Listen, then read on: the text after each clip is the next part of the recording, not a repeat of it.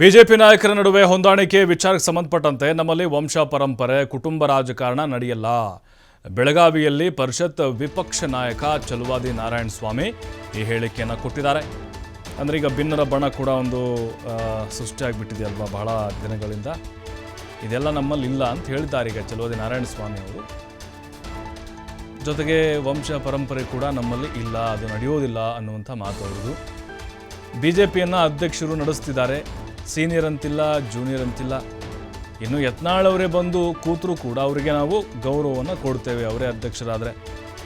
ಸದ್ಯ ವಿಜೇಂದ್ರ ಇದ್ದಾರೆ, ಅವರೇ ನಮ್ಮ ಅಧ್ಯಕ್ಷರು.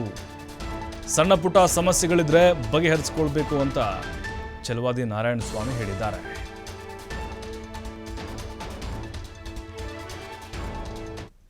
ನಮ್ಮಲ್ಲಿ ವಂಶ ಪಾರಂಪರ್ಯ ಇಲ್ಲ.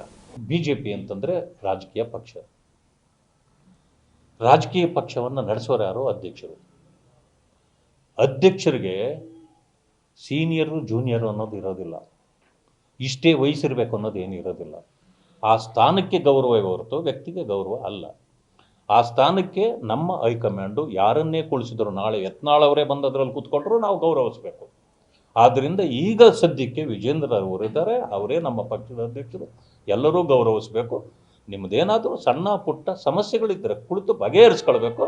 ಇಲ್ಲಿ ಅಪಸ್ವರ ಯಾವುದು ಕೂಡ ಪ್ರಸ್ತುತ ಅಲ್ಲ. ನಾಯಕತ್ವದ ಕೊರತೆ ಏನೂ ಇಲ್ಲ ನಮ್ಮ ಪಕ್ಷದಲ್ಲಿ.